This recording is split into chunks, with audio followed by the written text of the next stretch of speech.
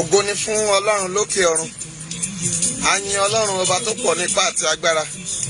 A máa gbé ọ̀gá fún àánú àti ààbò yín. A yìn yín nítorí pé ẹ̀ ń jẹ́ Ọlọ́run wa síbẹ̀. A yìn yín nítorí tí ó ṣeun, nítorí tí àánú rẹ̀ dúró láé, nítorí tí orúkọ rẹ̀ kò yí padà. Ní chájà wà nínú mọ́tò. Nítorí orúkọ rẹ̀ kò yí padà. A yìn yín nítorí tí ẹ̀ ń ṣeun. Mo sì gbé ọ̀gá Ọlọ́run májẹ̀mú. Ṣùgbọ́n mo fẹ́ jẹ́ kí gbogbo ènìyàn mọ̀ pé gbogbo àwọn èèyàn nílùú Èkó lè ní bóyá àwọn tí wọ́n fẹ́ ṣe meeting, àwọn information tí a ń gbọ́ nísinsìnyí ni wípé láti Bàrígà, Ṣómólú, àwọn ọlọ́pàá wọ́n lọ kóra wọn jọ síbẹ̀. Wọ́n náà ń gbọ́ information kan pé àwọn Oòduà Nation fẹ́ ṣe meeting lálẹ́ yìí àbí something like that. Mo fẹ́ jẹ́ kẹ́ kíyèsára nínú ìrìn àjò náà.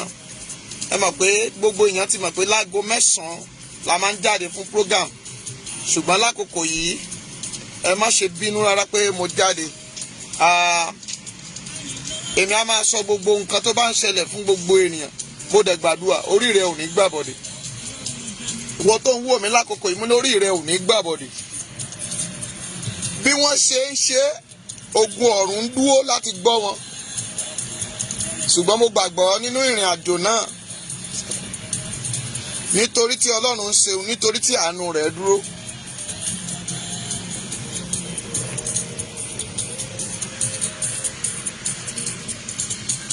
Ṣe ẹ káàbọ̀ sórí ètò yìí. Ẹ má bínú pé mi ò kí yín. Agboola Ìmọ́lẹ̀ Ayọ̀, Azeez Abíóyè, ẹ káàbọ̀ sórí ètò náà. Mo ń kí yín bí ẹ ṣe ń wọlé, mami bó ṣe ń wọlé yẹn máa like ẹ máa love ẹ. Bẹ̀rẹ̀ sí ní like ẹ máa love ẹ. Mulikat wàhálà ànúgbà, Margaret ẹ káàbọ̀ sórí ètò yìí, ẹ kálẹ́ o. Lálẹ́ yìí ní ìwọ̀nba ráńpẹ́ láàrin half hours péré ni máa lò pẹ̀lú wa. Ṣùgbọ́n ní half hours yẹn mo fẹ́ jẹ́ kó o di kinní kan mú.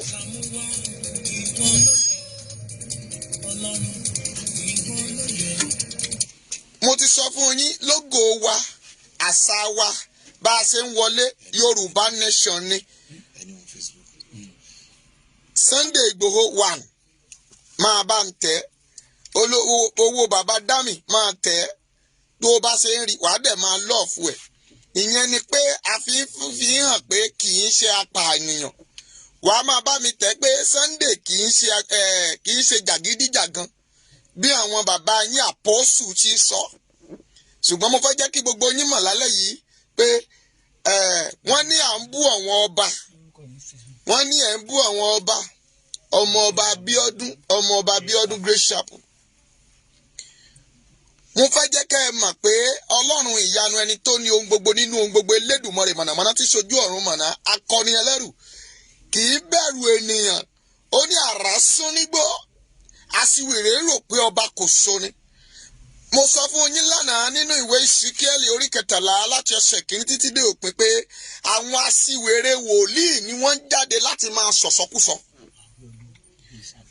Abíọ́dún, ọmọ ọba Abíọ́dún, ẹ máa bá ń like ẹ, ọmọ ọba Abíọ́dún Great Chapel, ẹ máa bá ń like ẹ, ẹ máa love ẹ, ẹ máa lọ sórí YouTube yẹn, ẹ lọ máa like ẹ máa subscribe síbẹ̀. Ìtí mò ń sọ rèé lálẹ́ yìí. A ti mẹ́yẹ bọ̀ lápò ni. I just want to tell you the information pé àwọn kan wà ní Ṣómólú, Bàrígà àti bẹ́ẹ̀ bẹ́ẹ̀ lọ.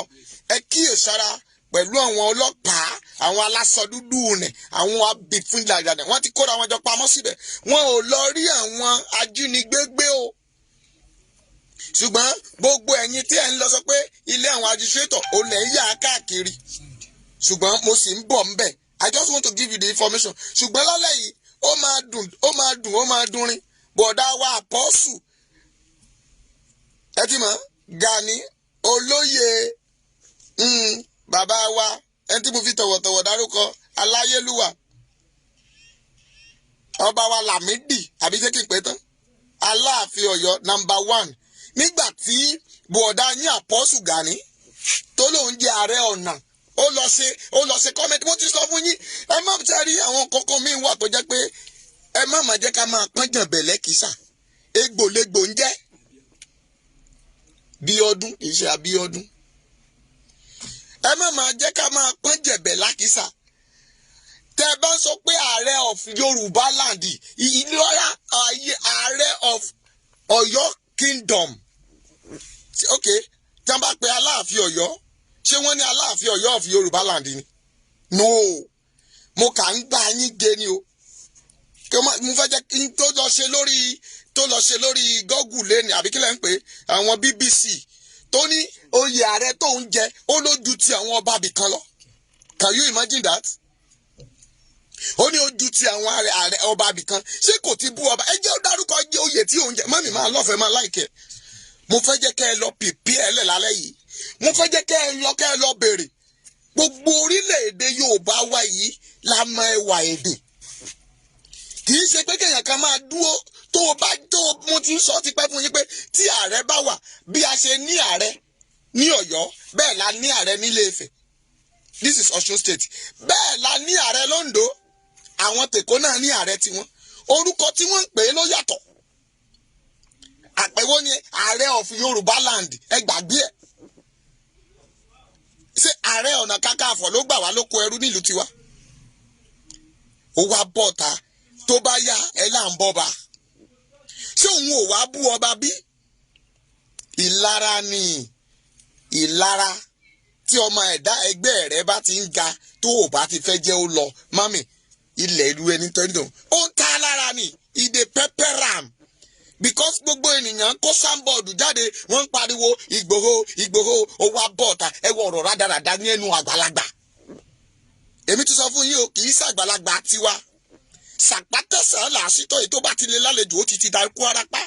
Ní tí àwa bá sọ àwa máa dúró tì í ni. Àwọn akátá ẹlẹ́jẹ̀ funfun àwọn ni wọ́n lọ́dọ̀ ẹ jẹ́ kí n ṣàṣírí kékeré kan fún yín láàrin ìṣẹ́jú díẹ̀ tí mo fẹ́ lò. Mo ṣẹ̀ dé ni mami mo ṣẹ̀ gbọ́wọ́ fújà sórí ètò ni. Mo ti sọ fún yín pé tó bá dago 9 á wà tú kẹ̀kẹ́ mami dádì a máa tú kẹ̀kẹ́ ṣé o wà ń bẹ̀ mi tí ì rí pé òun tẹ Yorùbá nation. Máa bá mi sọ wípé I stand with Ìgbòho. Máa sọ bẹ́ẹ̀ Ọlámilékan Bọ́sẹ̀ káàbọ̀ Folúṣọ́ káàbọ̀ ẹ káàbọ̀ oyọyọyọyọ ẹ máa tẹ ẹ máa láìkẹ ẹ máa lọ́ọ̀fù ẹ. Ṣé rí èmi ọmọ ọba Abíọ́dún náà ni ń bo ẹyẹ méjì ò ń jàsà ọ̀tọ̀ làṣà ọ̀tọ̀ làwòdì.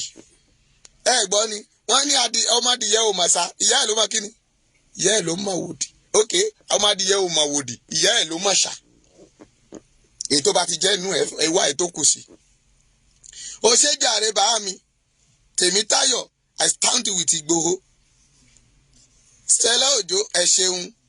Sórí tó o bá ti lè gbé fọ́tò sórí fọ́tò rẹ àbí kí lẹ máa ń pè é gan nù wáyé tó kù náà sí sẹ́mà pé pásítọ̀ yín ò gbóyìnbó. Wọ́n ní pp àbí ṣé pípì ó pọ̀ pa yóò dáa fún yín. Àwọn tèkó ní mami ṣé èkó àwa dádúró. Ṣùgbọ́n torí bù ọ̀dá rẹ̀ òkè mo ti ní mi ní pé láàrẹ̀ mọ́. Apostle of Yorùbá kingdom apostle of Aláàfin kingdom èèyàn jẹ apostle ṣé èèyàn máa jẹ méjì lóko bàbá àṣàlẹ̀ ni kò possible it's not possible. Ọmọlára Rájí káàbọ̀ God bless you. Túndé láyọ̀ ni ìwọ tún jẹ́ ń tiẹ̀ ṣé abo láyọ̀ ni àbí akọ. Ọlámilékan Bọ́sẹ̀ ẹ̀rọ ànúgbà Ọlárẹ̀wájú Lawan mo rí ẹ God bless you ẹ káàbọ̀ I stand with Ìgbòho. Inú mi ń dùn bí mo ṣe rí kọ́mẹ̀ntì yẹn ẹ máa bá ń tẹ lọ́ọ̀fù yẹn ẹ tẹ lọ́ọ̀fù fún owó bàbá dámì ẹ wo nítorí kọ́ lálẹ́ ni pé Ìgbòho kì í ṣe ọ̀daràn. Ṣé ẹ mọ̀ bẹ́ẹ̀ ṣe tẹ ọ̀daràn? Ẹ dákun ẹ má tí ì pè mí jàre ẹ má tí ì pè mí ẹ dákun ẹ tẹwọ́ yín tẹ́ ẹ bá wá mọ nọ́mbà mi kọ́ ẹ wá máa pè mí báwọn. Wọ́n tún máa sọ pé kí n má bú Ìgbòho nu o kí n má bú àbí kí n náà ń pè apọ́sù ọ̀nkú apọ́sù ẹ dákun ẹ jáwọ́ ń bẹ̀ ẹ gbọ́n gbà tápọ́sù aláìní tìjú ara Samaria ẹ gbọ́n tó sọ ni oníṣẹ́ bá tú àpò mi sí sáà ní bóògùn ń bẹ̀ ni apọ́sù ó dẹ̀ ń ka pé Olúwa lolùṣọ́ àgùntàn mi èmi kì yóò ṣaláìní ẹjọ́ ṣé nínú bíbélì ṣé wọ́n ń wé gbàdí bẹ́ẹ̀ ni Jésù wé gbàdí. Ẹ dákun ẹ má bínú. Mo máa àwọn program yẹn máa hold a bit. Ẹ má bínú, ẹ máa wo tí ń ṣe o. Ok, ẹ já sí báyìí. Mò ń bọ̀, ẹ máa wò mí ràn o. Ẹ máa wò mí ràn.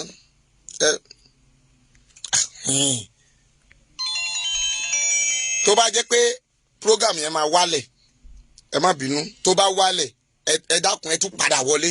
A tún padà wọlé láàrin ìṣẹ́jú kan. Tó bá lọlẹ̀, a padà wọlé. Màá wá kúkú bínú kí ká kúkú wá mu ní fúlì. Kí mu ní fúlì. Tó bá jẹ́ pé program yẹn wálẹ̀.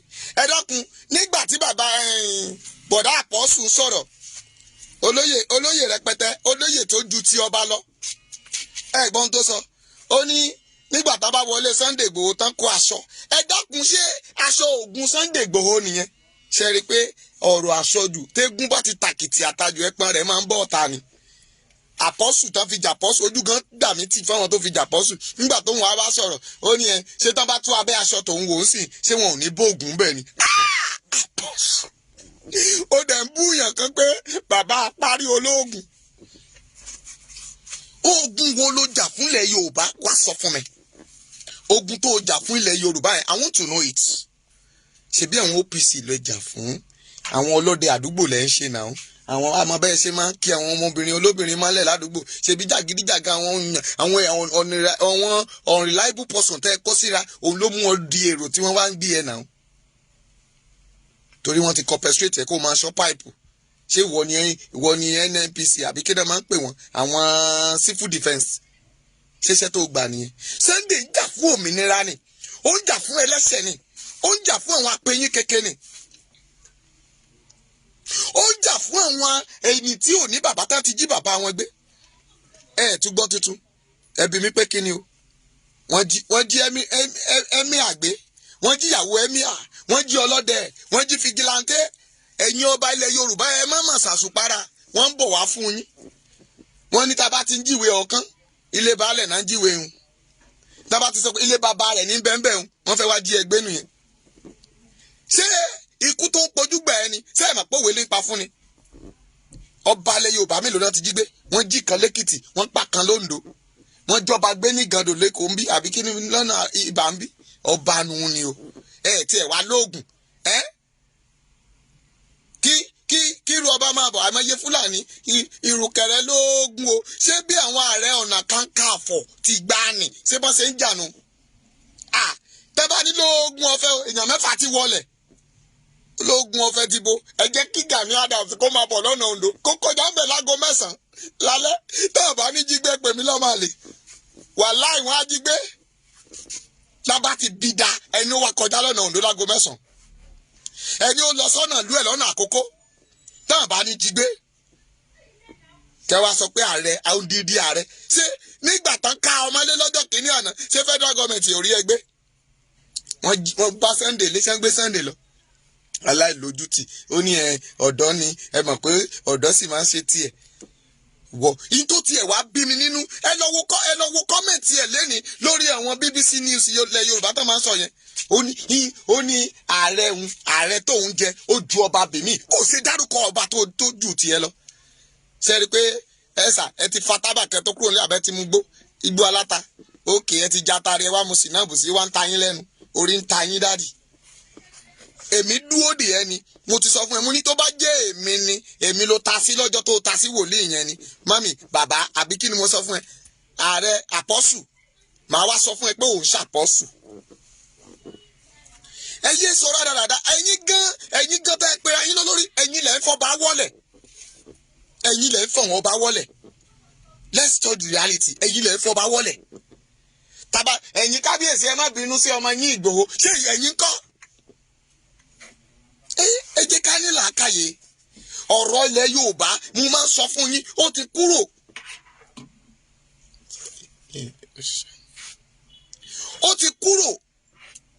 ọ̀rọ̀ ilẹ̀ Yorùbá ó kúrò ní pé lọ́ra gúgúrú lọ́ra ìpàwákàtọ̀ jẹ́jẹ́ èyí tó ń pa àwọn ènìyàn lẹ́kún tó mú wọn sunkún kíkorò èyí tó ń pa àwọn ènìyàn lẹ́kún tí wọ́n ń pariwo in tó ń pẹ́ lòmíì lọ́wọ́lọ́wọ́ báyìí àwọn màmá mi nígbà tá ń gbọ́ kàkàkàkà ṣé ìdílé Lady K bàbá àbí ẹbí rẹ̀ ṣé máa wà happy lẹ́ni àwọn ọmọ rẹ̀ tó bí ńkọ́ àwọn ọkọ rẹ̀ ńkọ́ ṣé tán bá ń rò pé àwọn ọmọ ẹ̀ tó pé my mommy my daddy my uncle àwọn fáǹsì ẹ̀ tán wà lórí Facebook lórí YouTube lórí social media ló gbogbo ṣé inú wọn máa dùn láti máa gbọ́ pé níbo ni Lady K lọ kò kú ó wà lábàá ó wà nílẹ̀ alẹ́ ayé dádì pètò ká lọ gbà á ẹ kóra jọ ẹ kà ń sọ rádaràda èyí tó pera rẹ̀ lólúwo náà ẹlẹ́nu bí ẹnu ìbọn yẹn náà ń sọ̀rọ̀ ní kí Sunday Igboho tẹ̀lé òun lẹ́yìn láti lọ fi ṣe kíni ó fẹ́ lọ fi pápá ńlá ó jẹ́ tètè tún àfihàn ṣe ká má bàa wọ́n jí gbì wọ́n náà gbé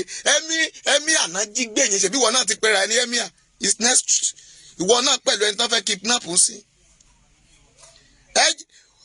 Bàbá yín tó ń gbowó fún yín ti sọ fún yín òun máa teach yín ní language tẹ́ gbọ́ náà ló ń teach yín lọ́wọ́ yìí. Ṣèbí ojú ti ẹ̀yin gómìnà àsọ fún yín ni.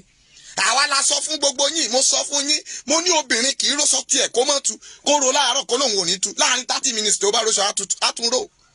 Ẹ tún ìròyìn ró ẹ wo èsì tí àwọn ará yín gómìnà bíi ti yín àwọn Netherlands wọn àbí àwọn Haúsá yín tán fún yín wọ́n lè dáwọ́ wú ìjọ wo náà wọ́n ṣe mítìn kọ̀rọ̀ tán pè yín síbẹ̀ ẹ ṣe pé mítìn òru káwọn máa gbọ́ pé ẹ ṣe mítìn òfin tẹ́ ẹ ṣe lẹ́sìn ẹni kí ẹ̀yin pàṣẹ pé kí ilẹ̀ Yorùbá àbí Ìgbò ká provide the president wọn náà wọn ò gbà ẹ mo yẹ àwọn tí wọ́n ti rúùlù wọ́n ní kẹsà àṣùsì anywhere torí pé wọ́n mọ̀ pé àwọn tán kóra wọn jọ sínú yàrá gbọ́ mi dáadáa àwọn tán wà nù yàrá àwọn náà máa dìbò àwọn egúngún dè fòtì o ṣùgbọ́n ilẹ̀ Yorùbá téèyàn kan bá tẹ̀bù ẹni Yorùbá ẹgbẹ́ rẹ̀ ló máa sọ pé ọmọ yóò tí ì pé tí yẹ sí o ẹ máa fàdá léra yín kiri ẹ̀yin òpònú ayé ràdà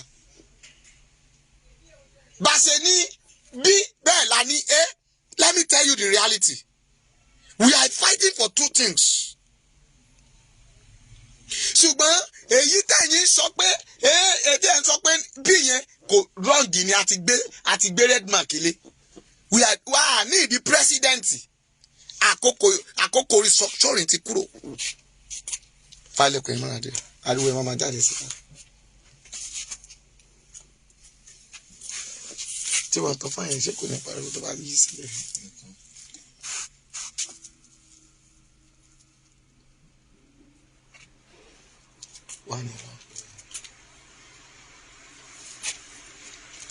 Àkókò restructuring ti lọ. Okay, táwọn gómìnà wa bá tiẹ̀ wá dàbí ọgbọ́n tá bá wá sọ síta pé a need the president ń bí ká fi ọpọlọ ṣe kí ni o ká fi gbé.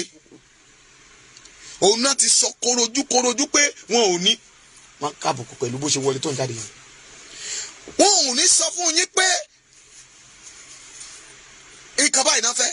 Gbogbo tá a lá fẹ́ kò sí ìtàn fẹ́ fúnṣẹ́ bẹ̀ wọ́n fẹ́ tàn wá ní ẹ̀jẹ̀ pọnàbà ìyà ẹ̀jẹ̀ pọnàbà ìyà wò ẹ rántí Gbajabiamila wà lákàtà wọn Kúkúrú Sàǹbẹ owó àná ń bẹ Òṣùbàjò àbí kílẹ̀ ń pè òpònú ayírádà bẹ́ẹ̀ ni ìran Awólọ́wọ̀ nìwọ ọmọ Awólọ́wọ̀ ló fẹ́ níyàwó ó jẹpo ẹ ó jẹyọ ẹ ó túbọ̀ ọmọ rẹ̀ sùn ó wá ní Ọlọ́run májẹ̀mú yẹn ò ní dà ẹ́ wo mi ti ṣetán pẹ̀lú ẹ Òṣìbàjò ṣé mọ̀ pé bọ̀dá irọ́ láyé ni mo bá wí lọ́jọ́ kìíní àná tán ní kí DSS wá gbé mi mo ti ṣetán pẹ̀lú yín ẹ rí bọ̀dá tí ń tẹ́ǹtì abẹ́nú gọ̀ǹgọ̀ ó tẹnu bí ẹnu lójú ẹ mọ bí ọ̀kẹ́rẹ́ ṣe máa ń ṣẹnu lórí kòkó tó bá lọ jẹ kòkó irọ́ ní gbogbo ayé rẹ̀ nígbà tí irú bàbá ẹ̀ bá ń parọ́ mélòó ni ọmọ ẹ̀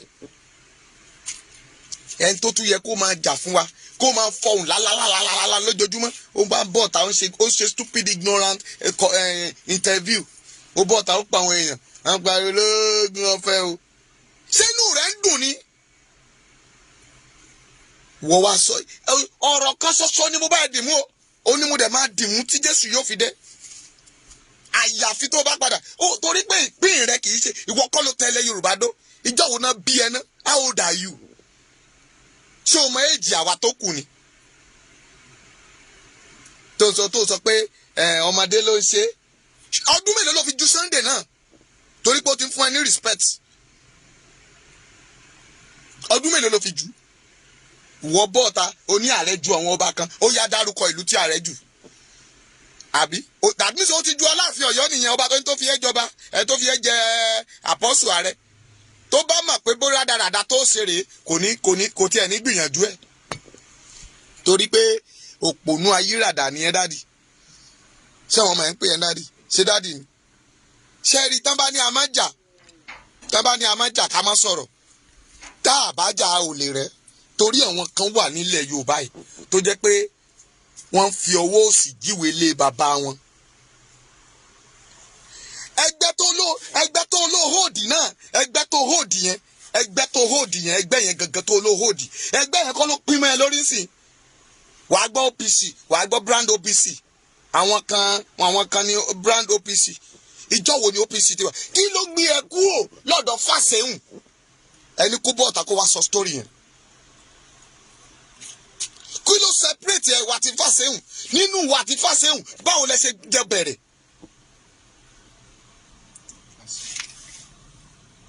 Báwo lẹ́yìn àti bàbá yẹn ṣe jọ bẹ̀rẹ̀ OPC? Báwo ló ṣe da bàbá yẹn? Ọ̀dàlẹ̀ ni ẹ́. Okay, èèkan tó tún wà láàrin yín sì tẹ́tí jọ pín tíyẹn tuntun lọ ṣe brand OPC. Wọ́n lọ rí brand yẹ. Rárára. Ìwọ ló ń kó ẹ yọ Oòduà kúrò ńbẹ̀. A fẹ́ gbọ́ Oòduà People Congress. A fẹ́ gbọ́ mọ́. Ṣebí àwọn mẹ́ta o rò pé wo mo ti sọ fún ẹ mo ní àṣírí rẹ wà ńlẹ̀ bí iyẹ̀pẹ̀. Come out and come and defend it. Àwọn mẹ́ta tí wọ́n tì mọ́lé ní tán ni wọ́n lé wákìlì, wọ́n mú wákìlì tán tì mọ́lé. Ṣé kò lóye tó gbà lórí wọn ni? Kò lóye táwọn tó wà nílùú òyìnbó dá fún ẹni? Ẹni kó jáde, ẹni kí Gani jáde kó wá sọ kí gbogbo àwọn èèyàn wá gbọ́. Àwọn tán dẹ̀ dáwó fún ẹ dẹ̀ we come out for you. Ó fi wọ́n pawó ni nàá. Bọ̀tá àbá ní sọ̀rọ̀. Kò dẹ̀ dùn mí fáwọn ọmọ ilẹ̀ Yorùbá náà. Ebi ò tí ì pa yín. Ijó ràdàràdà náà lẹ̀ ń jó káàkiri. Alọ Ẹ̀pẹ́ lánàá àbí Àgbọ̀wá sílẹ̀ blọ́ọ̀kì títì pa. Ibi tẹ́ ti ń jójó olóṣèlú. Mo ní ara tá à ń sọ náà rere yìí o. Tẹ́ bá yá àwọn tó wà nílùú òyìnbó wọ́n bá ti gbọ́ pé wọ́n jí yín gbé o, wọ́n lọ máa yàgbẹ́. Ẹlòmíì ò lè sùn. Ẹlòmíì ò lè wá Nàìjíríà kán mọ̀ bá jí gbé. Ẹ wo léyà tó ń bọ̀ yìí tó bá jẹ́ tẹ́lẹ̀ ni ẹ lo wo gbogbo títì tán kẹran sínsìn kò sẹ́ni tó rẹran. Òun làwọn gómìnà yìí ti tún fẹ́ máa kówó jẹ́ sí wọ́n ní kòró ti tún dé o. Kòró ẹlẹ́ẹ̀kẹta á lè bàjẹ́. Ebi apá pálapàla ẹni tó wà nílé òkè ẹ̀kọ́ ẹ̀dàpọ̀ ẹ má fún wọn lówó oúnjẹ o. Àwọn olóṣèlú wọn máa pín gàrí wọn máa pín olùbọ́. Coronavirus wọ́n ti sọ pé máa rebrand yẹ. Ọlọ́run ṣe kíní ti yín advice yín ẹ ti mọ̀ olóògùn ẹ̀jẹ̀ olóògùn ebi ẹ mọ̀ pé ebi máa ń pòun ti ẹni tí ò bá tí ìmẹ̀jẹ̀ kì í ṣí mi. Sanwó-Olú ni mò ń bá wí o torí ẹ̀rù ìjà ò bà mí èmi mọ̀ tí mò ń sọ. Ó ti yín advice yín láàárọ̀ yìí pé ẹlẹ́ẹ̀kẹta tó tún dé yìí ẹ máa ṣe ń tẹ́ yẹ kẹ́ ẹ ṣe o. Kò fẹ́ jẹ́ káwọn ṣọ́ọ̀ṣì ó lọ káàmpù. Ó mọ̀ pé táwọn èèyàn bá ti lọ sí káàmpù ní ọdún yìí tá bá ti lọ káàmpù mami ó ti mọ̀ pé wọ́n máa fún wọn lépè gidi gan tara. Ẹlòmíì ò bá nǹkan méjì lọ sí káàmpù ó fẹ́ lọ gbàwẹ̀ báyé wọn ṣe fẹ́ bàjẹ́ ni. Ṣèbí àwọn náà àwọn àfáà tán ti rẹ wọn nú wọn sínú tán lọ sí Mẹ́kà tán fẹ́ lọ jòkó fálí àsìtáàní. Ẹ̀yin náà lẹ lọ bá Sáúdí ẹ̀yin náà ni ẹ̀yin Fúlàní olórí burúkú yìí náà ẹ̀yin lẹ kọ̀wé sí Sáúdí pé ọmọ Nàìjíríà ò gbọ́dọ̀ wá pé wọn ò gbọ́dọ̀ gbà yín lálejò. Wọ́n ti mọ̀ pé ibẹ̀ láti máa jòkó fún yín òkò tán jù fásitánì yẹn ó máa borí Buhari á borí wèrè Rọ́láyí kí lẹ lọ ṣe Mẹ́kà ẹlẹ́ẹ̀rán yàn lọ Mẹ́kà kán lọ máa gbàdúrà fún yín ẹ̀ lọ mú bàrí ń bẹ̀ ẹ̀ lọ yí kí lẹ̀ ń yí káàkiri mẹ́rin ni. Ẹ dákun ẹ má bínú jàre ẹ̀yin bàbá mi àfà. Sofia mi o how are you daddy o God bless you. Sofia ò kí mi lálẹ́ yìí ó ṣáà sọ pé kí ló dé. Àwọn kan ẹ jẹ́ káwọn èèyàn mi ná torí bí mo ṣe wọlé lálẹ́ yìí mo wọlé pẹ̀lú owó agbára ni lórúkọ Jésù ẹ̀dá rẹ ò ní gbàbọ̀dè. Máàmí Mọ́túndé God bless you. Ìyá mi dáadáa bá mi kàn tí búkì Adùnnídayọ̀ Adùnníbàdà mi tí ìrìn yín lórí ètò yìí Bọ̀dá Emmanuel Fẹ́mi Alibati àyìn náà dà àwọn ìyá Oǹdó kí bẹ̀rẹ̀ ga dédédé wọn ọ̀gá wa o oyoyoyo ẹ máa wọlé àbọ̀dá mi mo rí bẹ́ẹ̀ ẹ máa tẹ lọ́ọ̀fù ẹ mo rí yín ẹ máa tẹ ẹ tẹ díẹ̀ sí Akin ọmọ Góòdì mo rí ẹ ń bẹ̀, God bless you. Àwọn ọba ò tí ì wọlé, ọba tó jọba lọ. Àwọn èèyàn náà dẹ̀ wà ń bí o, mo ń kí wọn o. Hallelujah. Tẹ love ló jẹ́ kí n dákẹ́ o, torí ẹ ti mọ̀ pé tẹ́ bá ti tẹ love tẹ́ like, mo fẹ́ gbẹ́nu mi ní gọ́lágúnnù ni, mo fẹ́ kú òun bẹ́ẹ̀. Èèyàn méje ni kó ṣe ọ̀rọ̀ yìí. Tó bá ti ṣí ẹ̀ lẹ́ẹ̀méje, ẹni àkọ́kọ́ dà, mo fẹ́ súre fún ẹ. Ẹni tó kọ́kọ́ ṣí ọ̀rọ̀ yìí lẹ́ẹ̀méje, oya, Ayọ̀ Àlàbí, God bless you, you welcome. Oya. Lálẹ́ yìí, gbogbo ẹ̀yin sọ̀rọ̀sọ̀rọ̀, ẹ jáde torí bọ̀dá Apostle, uncle Apostle, ààrẹ of Ọ̀yọ́ land, kì í ṣe fún ilẹ̀ Yorùbá. Don't deceive yourself. Ìgbà tí rí bọ̀dá yín Wàsíù Àyìndé tó ń pèrè ẹ̀ ní kí ló ń pèrè ẹ̀ nígbà náà? Olúọmọ of Nigeria àbí kí ló ń pèrè ẹ̀? Mayegun of Nigeria. Aláàfin ló sọ pé òun ò sọ. Sàfítíkẹ́ẹ̀tì wo ló gbà? Ṣé gbogbo ọba ló kóra wọn jọ? Ẹ ti múnú mi dùn. Mo ti rí pé ẹ ti ń tẹ̀ ẹ́ séjàre. Ẹ ò ní fọwọ́ sí òkú ọmọ. O ti kí mi síwájú, God bless you, mi rí ni. O mọ̀ pé ojú mi lé lálẹ́ yìí. Sofia, try and call me. Tí n bá ti drop call báyìí, Sofia kò dẹ̀ pè mí. Tó o bá pè mí, n ti fojú rẹ rí. Onílọ́nú lẹ̀. Tèmi káàbọ̀ dákun bá ń sí ọ̀rọ̀ yìí. Gbogbo ibi tó o bá ti mọ̀ tèmi ni kò ṣe ẹ̀dẹ́. Bó o ṣe sí ẹ̀ yẹn, ògo rẹ̀ á dẹ̀ fọhùn lórúkọ Jésù.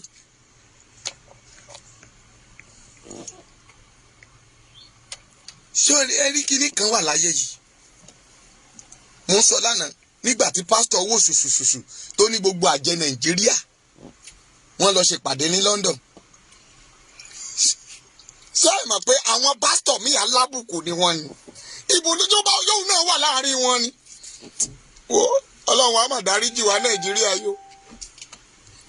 Ó ní gbogbo àjẹ Nàìjíríà, gbogbo àjẹ the whole world.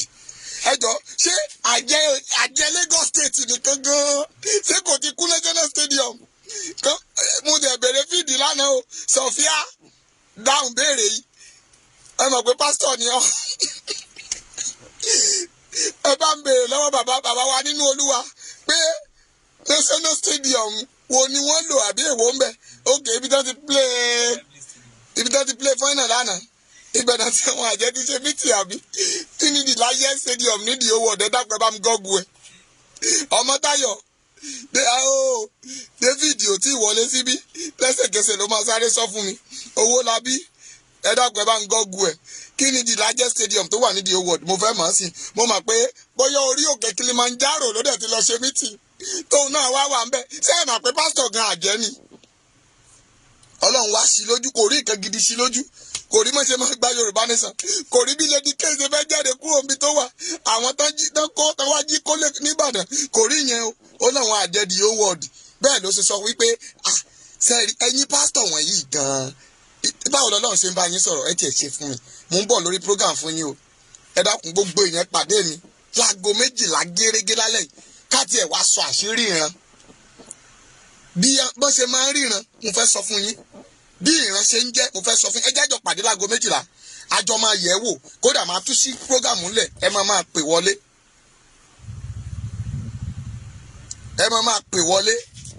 Màá sọ àṣírí bá ń ṣe ríran fún yín. Ọ̀tọ̀ ní ìran, ọ̀tọ̀ ní àlá, ọ̀tọ̀ ní èrò àyà. Ibẹ̀ yẹn kọ́ mò ń lọ lálẹ́ yìí, mi ì tí ì ṣetán. Bóyá kẹ̀dẹ̀ bẹ̀rẹ̀ lọ́wọ́ bọ̀dá Apostle olóògùn. Bọ̀dá Apostle sọ pé ògùn ìbàǹtẹ́ wà lábẹ́ ṣòkòtò òun. Wọ́n dẹ̀ fi jà Apostle. Àfọpẹ́ fọ́lọ́run. Bọ̀dá Apostle. Ok, ẹ kọrin fún bọ̀dá Apostle. Bọ̀dá Apostle sọ pé mọ̀nìtà máàmi Victoria ẹ̀rọ ànúgbà òwe káàbọ̀ mọ́. Nígbà tí tó ka pé ẹ bèèrè lọ́wọ́ bọ̀dá Apostle pé ibo ni Olúwa olùṣọ́ àgùntàn mi wà. Ẹ wàá fi búrẹ́dì kó wa lọ́bẹ̀ jẹ. Bọ̀dá Gani ẹ ṣe wá ń ṣe rádaràdà báyìí ná. Ṣé rí àwọn nǹkan míì wà tó jẹ́ pé ó ṣeé ṣe kárí ojútùú ẹ̀. Yorùbá nation. We need to study ourselves. Ẹ jẹ́ ká ronú. Bàbá yẹn ti kọrin. Ó ní Yorùbá ronú o. Yorùbá yoyoyo bí iná alẹ́. Yorùbá yoyoyo bí omi òkun. Yorùbá ò ronú. nígbà tán ní ká lọ ṣe jẹ́ ká síra wa lẹ̀ sí orí fíìdì ẹjọ́ Fúlàní ló ń ṣèjọba lọ́wọ́ báyìí kẹ wá sọ pé a sọ pé ní o torí èmi ò mọ̀ pé kẹ wá ní gómìnà ló kàn president tá a fẹ́ fà kalẹ̀ ṣé gbogbo Yorùbá lè dìbò ṣé gbogbo yín pátì kan lẹ máa dìbò fún ṣé pátì kan lẹ fẹ́ dìbò fún ẹ jẹ́ ń gbọ́ ẹ lè dìbò fún pátì kan ọ̀rọ̀ yín ò lè yéra yín lára àwọn Fúlàní náà ló tún máa wá gbowó ká yín mọ́ yàrá tẹ́lẹ̀ máa dìbò fún ẹ̀ẹ́dẹ̀rọ orí yín báwọn gómìnà ẹ wọ àwọn gómìnà yín sìn bọ́n ṣe ń tàn yín jẹ náà tán máa wọ́n náà ṣe pàdé wọ́n kọ́ áńtẹ̀mù wa gbogbo wọn ní iye wọn ti ṣí ẹjẹ́ aṣọ reality ṣùgbọ́n ẹ̀tànjẹ ló pọ̀ nínú wọn àwọn náà mọ̀ pé abẹ́ bondage la wà ṣùgbọ́n wọn ò rí nǹkan ṣe sí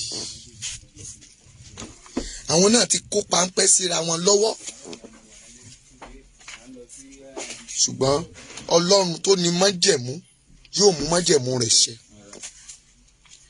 Ọlọ́run tó ní ìpè yóò mú ìpè rẹ̀ ṣẹ sórí àwọn wòlíì kan mọ̀ pé ilẹ̀ Yorùbá yìí ń lọ ṣùgbọ́n ẹ̀mí wọn wà lójú ikú wọn ò lè sọ̀rọ̀ ní àkókò tá a wà yìí ṣùgbọ́n àdúrà wọn ń lọ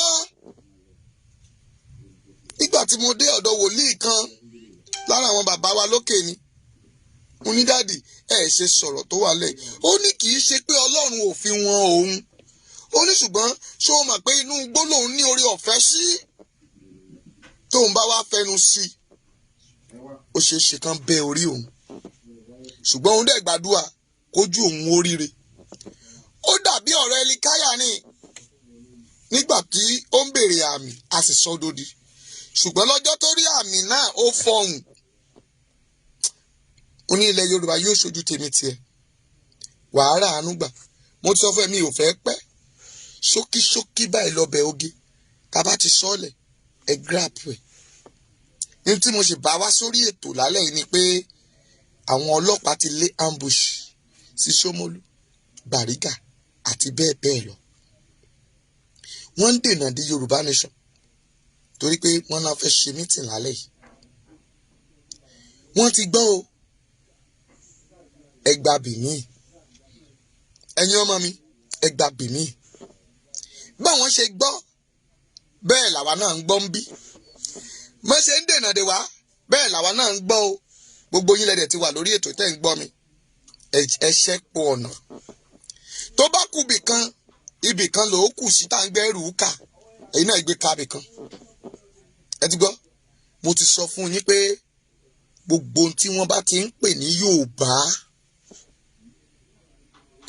a ní ìdá tí máa ṣí fùrọ̀ ara wa síta màsínú màsíkù òun la fàwọ́dá Bíbélì náà wá parí ẹ̀ ó ní tí ọwọ́ ọ̀tún rẹ bá ṣe ó ní má jẹ́ kí ọwọ́ òsì rẹ mọ̀ nítorí Ọlọ́run tó ní agbára tó ní májẹ̀mú ó wà lójú iṣẹ́ o ó ń ṣiṣẹ́ rẹ̀ lọ ògo rẹ̀ ò sì yí padà mo dẹ̀ gbàdúrà àánú rẹ̀ ò ní yí padà adúpẹ́ pé ẹ ti ṣe Ọlọ́run ògo fún orúkọ yín o mo ní ògo ní fún orúkọ yín o dádì mami ẹ jájọ pàdé láago 12 gẹ́rẹ́gẹ́ ó máa lágbára díẹ̀ mo máa sọ àṣírí àwọn ọ̀rọ̀ kan fún yín bẹ̀ mami ó máa súpà ó ṣeé ṣe ká wà lórí YouTube live ó ṣeé ṣe kó jẹ́ orí YouTube live la máa wà but a máa dọ́gbọ́n sí Facebook Sofia bí mo ṣe ń sọ̀kalẹ̀ o ní mẹ́sẹ̀gì lọ́wọ́ mi pè mí o àánú Ọlọ́run á bá yín gbé mo kí àwọn bàbá wa mùsùlùmí ẹ kú palẹ̀mọ́ ọdún mo kí àwọn màmá wa àlàájà lórúkọ Jésù ẹ̀mí yín á ṣe púpọ̀ ẹ̀ mo kí gbogbo yín pátá tí ẹ̀ ń pè mí tí ẹ̀ ń wá àtúnṣe àti ẹ̀yin lọ́ọ̀yà wa tẹ́ ń ṣàtúnṣe lọ́wọ́lọ́wọ́ kí àwọn màmá wa Lady K àtàwọn èèyàn wa àtàwọn tán kólẹ́kùn kan bá lè jáde lórúkọ Jésù ilé ọ̀nà yín ò ní bàjẹ́ o a ó jọ ríra láyọ̀ àti àlàáfíà ikú ò ní pa wọ́n àrùn ò ní sọ wọ́n lọ́jọ́ ẹ dákun ẹ pè àwọn tán dẹ̀ ń béèrè pé àwọn tá ń béèrè àlàáfíà bàbá, àlàáfíà ni bàbá wa o lórúkọ Jésù, ẹ ó rí àánú gbà. Ẹ já pàdé láago 12 yẹn. Ìwọ tó o bá ní nǹkan kan láti ṣe, ẹ já jọ sọ̀rọ̀. In tó ní lọ́kàn láti ṣe, ẹ já jọ sọ̀rọ̀. And I like to talk to Koiki today. A máa sọ̀rọ̀ fún àwọn ìrìn àjò kan. Mo sì gbàgbọ́ Ọlọ́run yóò mú májẹ̀mú ṣẹ. Ìlérí Ọlọ́run á sì wá sí ìmúṣẹ. A ò ní jọ sọnù o. Orí yín ò ní gbàbọ̀dè. A ó jọ rí àánú gbà o. Ọlọ́run onímájẹ̀mú á mú májẹ̀mú rẹ̀ ṣe. Ẹ ṣé púpọ̀. Ẹ ṣé. Ìpàdé ní ó kẹsẹ̀ járí. Mo dẹ̀ gbàdúrà gbogbo ẹ̀yin tẹ́ ẹ wá sí meeting lénìí, a jọ rí àánú gbà o. Ẹ ò ní sọnù. Ẹ̀yin tẹ́ ẹ dẹ̀ ti ń lọlé, ẹ ṣẹ́ ọ̀nà gbà bí mo ṣe sọ fún yín. Abẹ́rẹ́ ti kọjá kọ́nà okùn ó tó dí. Ṣé ẹ rí ibi tẹ́ lọ lé sí ibẹ̀ kan la lè? Ọ̀ọ́bì ẹ̀yin ọlọ́pàá, ọ̀ọ́bì àti kọjá lọ. Àṣà wa ti fò, àti gbéra. Ẹ tó fún yín information. Ṣé bó ṣe ń dìjà náà nìyẹn? Ṣé bọ́mọ Yorùbá ni? Aláfẹ́ ṣe nǹkan lọ́nà yẹn lénìí. Ibẹ̀ náà fi sẹ́ńtà sí, ṣùgbọ́n ẹ̀mí Ọlọ́run bẹ lórí òkè yìí o. Yàgò Sátánì yàgò. Mo pààrọ̀ ẹ̀, mo change ẹ̀, I change venue. Ojú tìyín ọba ńlá. Káàbọ̀ o, God bless you. Mo ti bèrè ẹ̀ ọba, wàrà àánú gbà, ògo rẹ̀ á fọ̀hún. O ṣé o, God bless you. Mo rọ́wọ́ rẹ̀ ọba, mo rọ́wọ́ rẹ̀. Ẹ gbéṣẹ́ fún ọba o. Tẹ́ bá ti rí ọba ń bí, surveyor wa nìyẹn. À ń talẹ̀, à ń ralẹ̀, à ń kọ́lé, à ń kunlé, à ń bá ti brush ilé. Surveyor wa nìyẹn. Ẹ bá ń pè é. Ìwọ tó fẹ́ ṣe surveyor ilẹ̀, tó fẹ́ jẹ́ kí ọmọ onílẹ̀ gbà lọ́wọ́ ẹ̀, tó fẹ́ jẹ́ kán ta ilẹ̀, tó bá ti gbé fún surveyor, wọ́n á bẹ́ẹ̀ ṣe. Bóyá Ògùn state ni, bóyá anywhere in Nigeria, á bẹ́ẹ̀ ṣe. Wàá dẹ̀ orúkọ ẹ l'Abuja, á dẹ̀ fún ẹ ní blue paper ẹ. Kò ń gbowó yàn jẹ, abá ẹ ṣe ilẹ̀ á pé. Bóyá o dẹ̀ fẹ́ ní acres tẹ ẹ̀yin estate agent, ẹ bá mi pe ọba. Látọ̀la lọ màá máa gbé nọ́mbà ẹ̀ jáde fún yín. Ẹ lè pe ọba, surveyor tó mòye ni. Á dẹ̀ wọn ilẹ̀ á pé pérépéré. Tó o bá dẹ̀ fẹ́ ra ilẹ̀, ẹ kàn sí ọmọọba Abíọ́dún Great Chapel. A máa ta ilẹ̀ fún ẹ. Ilẹ̀ tó ní dọ́kúmẹ̀ntì. Mo ti sọ fún ẹ, mo ní anílẹ̀ ní Sùúlérè, àní ní Ifọ̀, anílé ní Sùúlérè tá a fẹ́ tà. Bí àwọn old building ni a máa tà fún ẹ. Anílé ní Ìkòròdú, anílé ní Ṣàngó, anílé ní Mẹ́ran ń bì báyìí tí a fẹ́ tà. Ẹ dákun, ẹ bá wa dẹ̀wò pọ̀. Bóyá o dẹ̀ fẹ́ kunlé, ẹ ti kunlé, ẹ̀yin tẹ́ fẹ́ ṣe léyá, tẹ́ fẹ́ kunlé bàbá yín tẹ́ lè dé, ẹ pè wá, alọ́ba yín kun, òṣìṣẹ́ wà ńlẹ̀. Bóyá ẹ dẹ̀ fẹ́ fọ àwọn gíláàsì ilé àwọn dáàdi yín ni, ẹ fẹ́ fọ gbogbo pálọ̀ wọn kó mọ́ pẹ̀lú kẹ́míkà, táìsì, kábà yín clean ẹ̀ kó wà tidy. Ẹ pè ọmọọba sórí nọ́mbà yìí 08257455803. Pè mí dáadáa 08257455803. Bóyá a máa bẹ̀rẹ̀ sí polówó àwọn àgúnmu yẹn àti tún ní rẹpẹtẹ torí àkókò òjò lélẹ́yìí. Àwọn igi wa àti bẹ̀rẹ̀ sí ń lọ àgúnmu yẹn. Bóyá typhoid, malaria, jẹ̀díjẹ̀dí, a máa polówó yẹn létà. A máa bá yín sọ gbogbo tó o bá fẹ́ pé ọmọọba Abíọ́dún. Àwa ò tà fọṣẹ́ o, à ń ta àfọ̀ṣẹ́ o, à ń tó ń dé o, à ń tàgbàdí o, à ń ṣe gàní o. Ẹ gbọ́, ṣùgbọ́n Bíbélì ní ká lo ewé àtegbò, à ń gún ọṣẹ o, but àánú Ọlọ́run á bá ọ gbé. Oògùn ibà, malaria, typhoid, HIV, diabetics, rheumatism, ẹ pè wá, àgbo ẹ wà. Mami, simple price ni, kò wọ́n. A dẹ̀ máa package ẹ̀, country tó bá wà, wàá send ẹ̀ sí ẹ. Wàá dẹ̀ rọ́jà ìgbà nicely. Bó ṣe jẹ́ nìyẹn. Ẹ pè ọmọọba sórí nọ́mbà yìí lórí WhatsApp 082, wọ́n ní mo máa ń fast pé 08257455803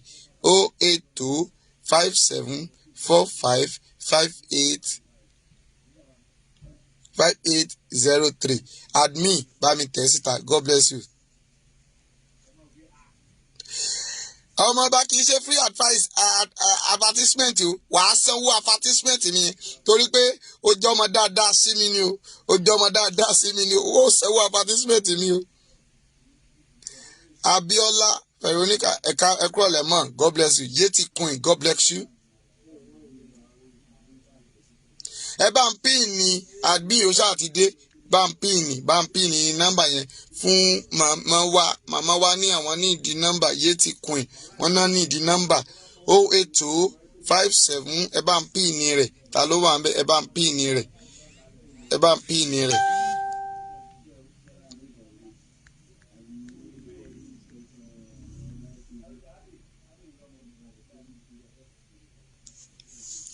ìwọ tó o bá dẹ̀ fẹ́ polówó ọjà ẹ dákun ẹ kàn sí wa a máa bá ẹ ṣe demo láti studio a máa bá ẹ ṣe demo àdẹ̀ máa bá ẹ polówó ẹ tó bá fẹ́ polówó ọjà rẹ ẹ kàn sí wa a ò ní ṣẹ́ méjì tá à ń ṣe a ò sáà ní jalè a dẹ̀ ní forúkọ Jésù máa tán ní jẹ torí ìwé Ìsíkíẹ́lì ti sọ pé ègbé ni fún ẹni tí ń rẹ́rìn asán àwa ò ní tán ní jẹ o lórúkọ Jésù a ó jọ rí àánú gbà ẹ bá mi pín ní nọ́mbà yẹn mo ti sẹ́ndì nọ́mbà yẹn síta ẹ bá ń pín gì àbí kílẹ̀ báwo lẹ ṣe ń ṣe ẹ bá ń píǹgì ẹ mo fẹ́ wò bóyá mo lè rí ṣe admin torí ọmọ mi ò sí nílé admin lálẹ́ tó ń pè látẹ̀kan àwọn admin èmi nìkan náà mo tó bẹ́ẹ̀. Rachel Ojo àǹtí mi ẹ káàbọ̀ mami ọ̀rọ̀ ń bọ̀ ń bẹ̀ lálẹ́ mo máa wá sọ story yẹn from beginning to the end ẹ ti mọ̀ mí mo kàrí lórí lálẹ́ yìí mo wá pariwo fún àwọn ọmọ mi tí wọ́n ń lọ létà àjọ ṣe meeting pé kán ṣẹ́ náà gbà lè ṣe rí mi lórí ìkànnì àwọn náà dẹ̀ ti join mi wọ́n dẹ̀ ti ń pè mí pé àwọn náà ti gbọ́ information thank you God bless you all it is well with you see you admin ti tẹ nọ́mbà lórúkọ Jésù admin orí rẹ ò ní gbàbọ̀dẹ̀ wàhálà ànúgbà Kọ́láwọlé ògo rẹ̀ afọ̀hún ẹ jájọ pàdé láago 12 gẹ́rẹ́gẹ́ Nigerian time mọ́mí ó máa súpà má sùn o it is time má sọ bí wọ́n ìran ṣe jẹ́ fún ẹ bí wọ́n ṣe rìnrìn àjọ máa yẹ a máa jẹ yànnà náà o 12 o'clock 12 Nigeria 12 Rachel Ojo ó ti lọ Amẹ́ríkà bá mi ọ̀hún àṣẹyìn olórúkọ Jésù adélẹ̀ ìlérí bá mi pàdé bá Ọlọ́run rẹ pàdé a dẹ̀ fẹ́ sọ àwọn ọ̀rọ̀ àṣírí ọ̀rọ̀ ni mo fẹ́ pè é léni àṣírí ọ̀rọ̀ òun ni mo fẹ́ pè é jájọ pàdé láago 12 má mísì ẹ̀ yóò dára fún yín it is well bye for now ẹ jájọ pàdé má tún gbàgbé o ọmọọba Abíọ́dún náà lórúkọ mi aago 12 ẹ jájọ pàdé léni mami ló bẹ bó ti kò sí tó máa disturb wa àjọ máa pàdé ni God bless you bye bye.